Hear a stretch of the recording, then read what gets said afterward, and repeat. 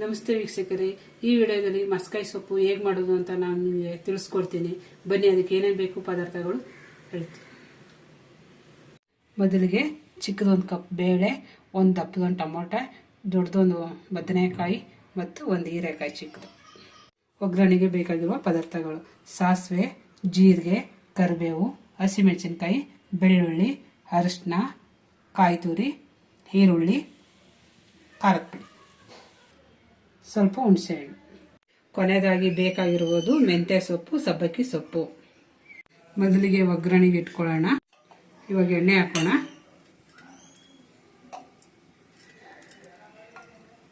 ಎಣ್ಣೆ ಕಾದ ನಂತರ ಸ್ವಲ್ಪ ಸಾಸಿವೆ, ಸ್ವಲ್ಪ ಜೀರಿಗೆ,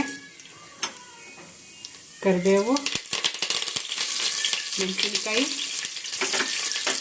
ಬೆಳ್ಳುಳ್ಳಿ, ಅನಂತರ ಈರುಳ್ಳಿ ಹಾಕೋಣ.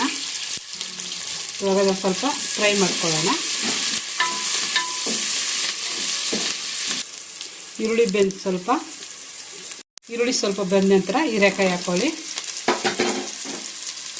ನಂತರ ಬದನೆಕಾಯಿ ಹಾಕೊಳ್ಳಿ. ಇದು 1 ನಿಮಿಷ ಫ್ರೈ ಮಾಡಿ.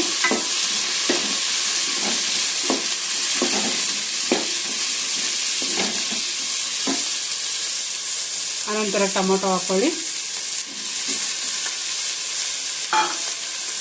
ಇವಾಗ ಒಂದು 3-4 ನಿಮಿಷ ಫ್ರೈ ಮಾಡೋಣ. ಇವಾಗ ತರಕಾರಿ ಬೆಂದಿದೆ. ಅದು ಬೆಂದ ನಂತರ ಸಬ್ಬಕ್ಕಿ ಸೊಪ್ಪು ಮತ್ತು ಮೆಂತ್ಯ ಸೊಪ್ಪು ಎರಡನ್ನೂ ಹಾಕೊಳ್ಳೋಣ. ಇದೊಂದು 2 ನಿಮಿಷ ಫ್ರೈ ಮಾಡೋಣ.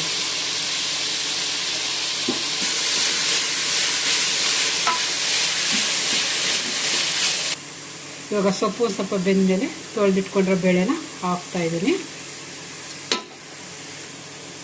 ಇವಾಗ ಸ್ವಲ್ಪ ಅರಿಶಿನ ಹಾಕೋತಿದ್ದೀನಿ. ಇವಾಗ ಇದನ್ನು ಚೆನ್ನಾಗಿ ಫ್ರೈ ಮಾಡಬೇಕು. ಗಮ್ಮನ ಗಂಟ ಪರಿಮಳ ಬರಬೇಕು ಚೆನ್ನಾಗಿ. ಇವಾಗ ನಾನು ಖಾರದ ಪುಡಿ ಹಾಕ್ತಾ ಇದ್ದೀನಿ. 1 ಸ್ಪೂನ್ ಹಾಕ್ತಾ ಇದ್ದೀನಿ. ನಿಮಗೆ ಬೇಕಾದರೆ ಜಾಸ್ತಿ ಹಾಕೋಬೋದು. ಹಸಿಮೆಣಸಿನ್ಕಾಯಿ ಹಾಕೋದ್ರಿಂದ ಖಾರದ ಪುಡಿ ಸ್ವಲ್ಪ ಹಾಕ್ತಾ ಇದ್ದೀನಿ. ನೋಡಿ, ಇವಾಗ ತುಂಬ ಗಮ್ಮ ಅಂತ ಬರ್ತಾ ಇದೆ. ಇವಾಗ ಸ್ವಲ್ಪ ಕಾಯಿ ಹುಡಿ ಹಾಕ್ತಾ ಇದ್ದೀನಿ.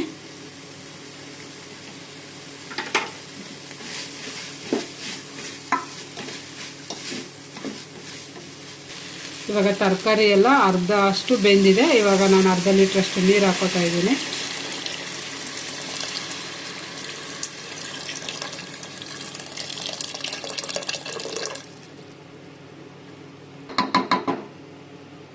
ಉಪ್ಪು ಇವಾಗ ನಾನು ಹಾಕಿಲ್ಲ. ಬೇಳೆ ಎಲ್ಲ ಬೇಯ್ದ್ಮೇಲೆ ಲಾಸ್ಟಲ್ಲಿ ಉಪ್ಪು ಹಾಕ್ತೀನಿ.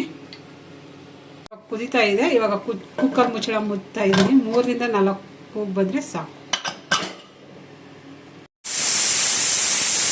ನೋಡಿ, ತುಂಬ ಚೆನ್ನಾಗಿ ಬೆಂದಿದೆ. ಇವಾಗ ಮ್ಯಾಶ್ ಮಾಡ್ಕೊಳ್ಳೋಣ.